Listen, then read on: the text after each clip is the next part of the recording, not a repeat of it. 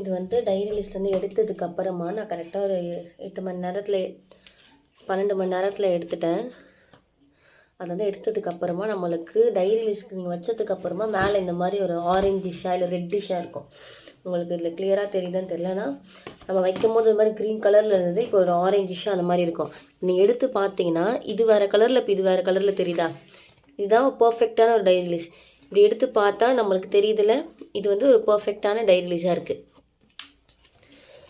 இதை வச்சு நம்ம அதே ஸ்பேட்சில் வச்சு நல்லா மிக்ஸ் பண்ணி விடுங்க. மிக்ஸ் பண்ணி விட்டால் ஓரளவுக்கு இந்த மாதிரி இருக்கா டைட்டாக. இப்போ நீங்கள் கொஞ்சம் கொஞ்சமாக தண்ணி ஆட் பண்ணி அது நல்லா ஒரு ஃப்ளோ வர அளவுக்கு வைக்கணும்.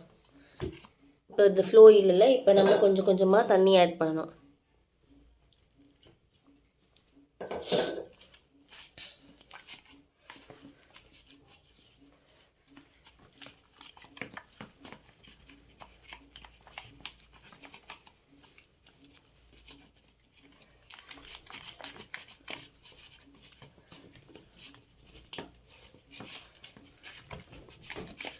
எவ்வளோ அளவுக்கு உங்களால் பீட் பண்ண முடியுதோ அவ்வளோ அளவுக்கு நீங்கள் பீட் பண்ணலாம்.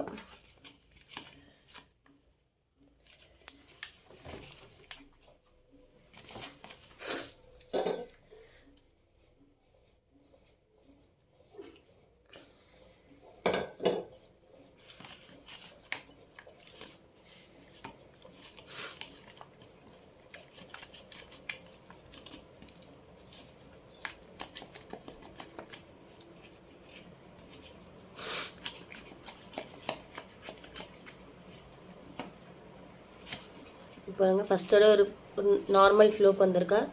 இன்னும் நீங்கள் தண்ணி ஆட் பண்ணி மிக்ஸ் பண்ணலாம்.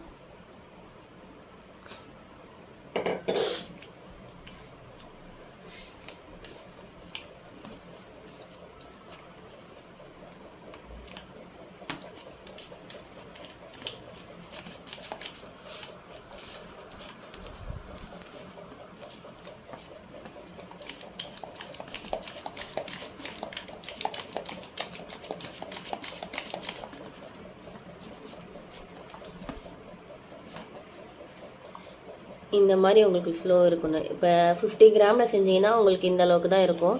இதே நீங்கள் ஒரு 100 கிராமில் 200 கிராம் செய்யும் போது இப்படி நீங்கள் தூக்கி எடுக்கும் போது அது லைனாக அப்படியே இந்த மாதிரி பர்ஃபெக்டாக ஊற்றும். இப்போ நம்ம 50 கிராமுக்கு செஞ்சுருக்கனால இந்த அளவுக்கு இருக்குது. இப்படி இந்த மாதிரி ஊற்றுறதுல இந்த அளவுக்கு நம்மளுக்கு ஃப்ளோ இருக்கணும். உங்களுக்கே தெரியுதுல, இந்த அளவுக்கு நீங்கள் மிக்ஸ் பண்ணுங்கள். அப்போது உங்களுக்கு கரெக்டாக நீங்கள் கோன் வந்து நீங்கள் ஃபில்டர் கிளாத்தில் போட்டு எடுக்கிறதுக்கு உங்களுக்கு ரொம்ப பர்ஃபெக்டாக இருக்கணும். இந்த மாதிரி எடுத்திங்கன்னா உங்களுக்கு இந்த அளவுக்கு ஃப்ளோ இருக்கணும். நம்மளோட க்ளோன் ஃப்ளோ இப்படி தான் இருக்கும். இப்போ இந்த அளவு முடிஞ்சிருச்சு.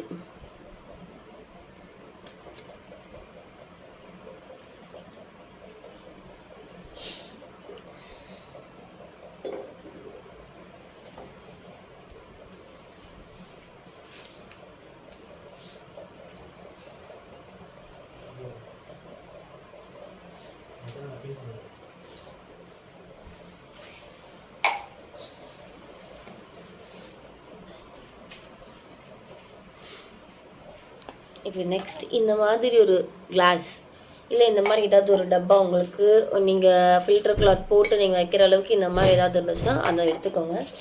ஃபஸ்ட்டு ஸ்டெப், நீங்கள் எந்த சைஸ் ஃபில்டர் கிளாத் வச்சுருக்கீங்களோ, ஃபில்டர் பைப்பிங் பேக் வச்சுருக்கீங்களோ, அதை இந்த டிப் வந்து உள்ளே போகிற மாதிரி, இது வெளியே இருக்க மாதிரி அப்படியே இதை வச்சு க்ளோஸ் பண்ணிடுங்க. இப்படி அது எனக்கு ஃபுல்லாக உட்காரலை அப்படின்னு போட்டு அழுத்திட்டு இதெல்லாம் நீங்கள் பண்ணணும்னு அவசியம் இல்லை. இந்த மாதிரி இருந்தாலே போதும். அது நம்ம மேலேயே ஃபில்டர் கிளாத் போடுறதுனால இது ஃபுல்லாக உட்காரலேன்னு சொல்லிட்டு நீங்கள் கவலைப்பட வேணாம். இது வச்சுட்டு next filter cloth, any filter cloth உங்கள்கிட்ட இருக்கிறது எந்த ஃபில்டர் கிளாத் இருந்தாலும் சரி, இந்த டிப் இந்த முனையை வந்து உள்ளே விட்டுருங்க.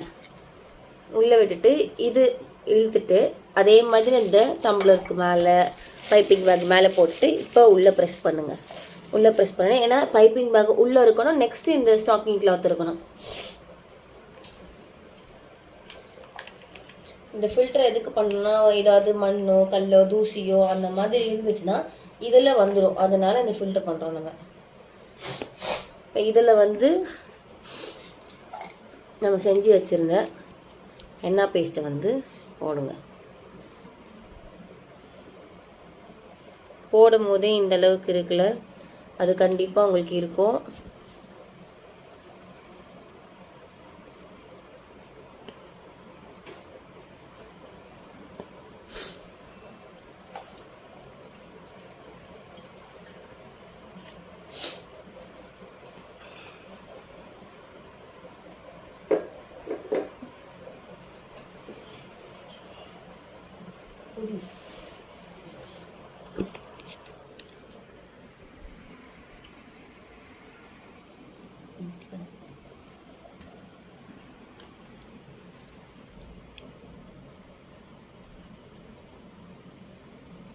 இந்த மாதிரி உங்களுக்கு கண்டிப்பாக நீங்கள் வச்சு வலிச்சு எடுக்கணும் அந்த மாதிரிலாம் இது இல்லை. இந்த மாதிரி நீங்கள் ஊற்றும் போதே உங்களுக்கு வந்துடும்.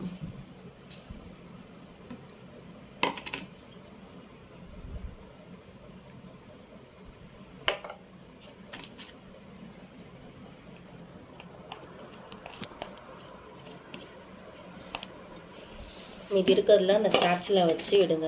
நம்ம ஸ்பூன் வச்சோ இல்லை ஸ்பேட்சு வேறு ஏதாவது கரண்டி வச்சோ நம்ம பண்ணோன்னா அந்த அளவுக்கு நம்மளால் இதெல்லாம் வந்து வலிச்சு நம்மளால் எடுக்க முடியாது. பட் அதே ஒரு ஸ்பேட்சுலாம் வச்சு நீங்கள் பண்ணிங்கன்னா உங்களுக்கு ரொம்ப யூஸ்ஃபுல்லாக இருக்கும். இது வலிக்கிறதுக்கோ இல்லை இது பண்ணுறதுக்கோ.